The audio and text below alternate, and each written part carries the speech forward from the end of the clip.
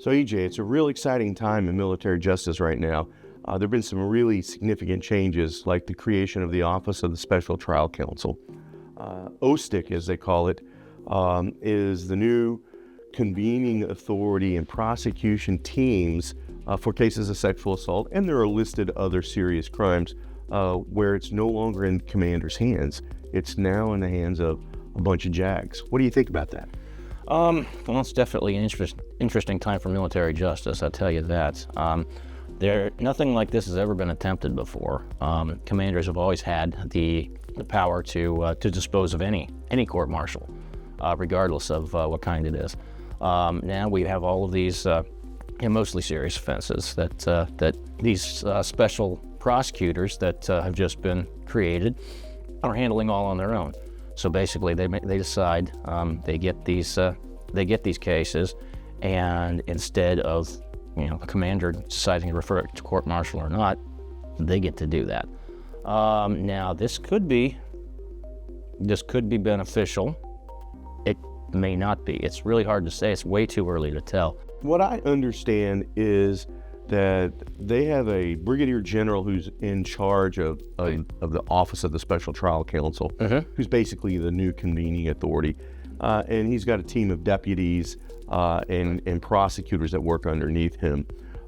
My question that has really been rumbling around in my head is, how is that really any different than having a commander be a convening authority versus a general officer who's a JAG? What's the big difference? Well, the big difference is the convening authority, who is a JAG, is an attorney and actually understands military justice firsthand. Now, the commanders do have their legal advisors, they have their SJAs, and they get legal advice before they dispose of these, but these prosecutors are attorneys themselves. They know the law better. At least the theory is they will be in a better position to know what should be done with any particular case, how they should be disposed of. Is this something that should be referred? Is it something that should not be referred?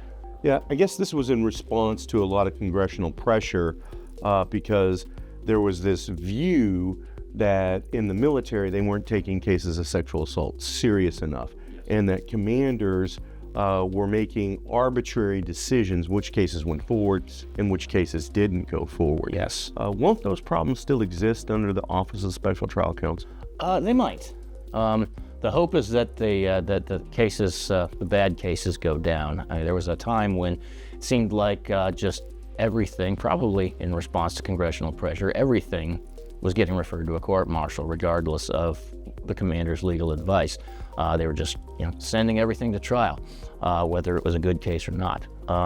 Now, will that practice diminish with these new special trial counsel?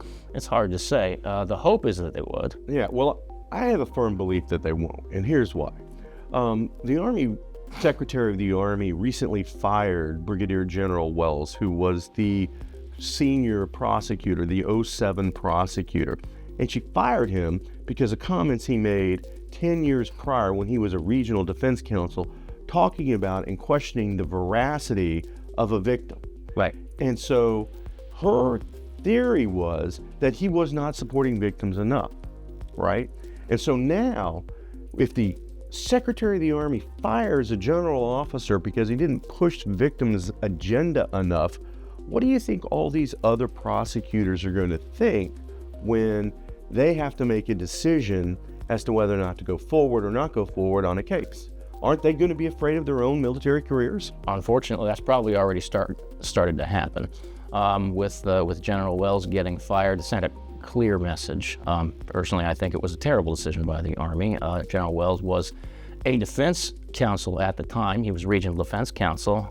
I actually served in his region, and he was saying he was giving guidance to his defense counsel. How is that doing anything that would call his ability to be a prosecutor into question? Yeah, and let me contextualize this for you. This was 10 years ago. This was back when the Army had just created the Special Victim Prosecutor Program.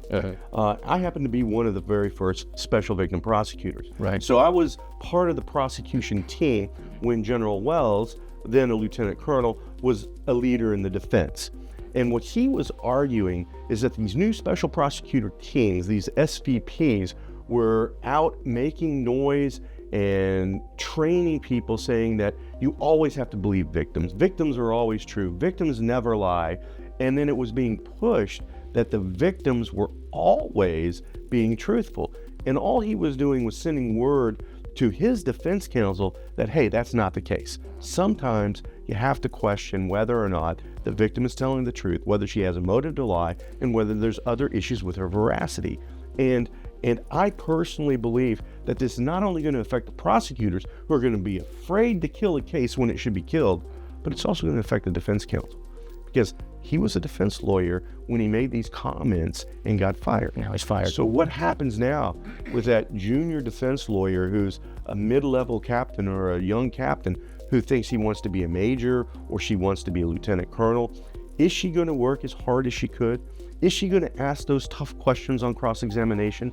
Is she going to do the discovery that's necessary to uncover that the victim might potentially be lying? I don't know. I don't know how hard your military defense counsel, who still have a career once their job is done defending soldiers in the military, are they going to make those hard, difficult decisions to defend a soldier to the fullest extent of the law when their career might be on the line? Right. And that is the reality of the military. That's how it operates. That's what they have to deal with every day.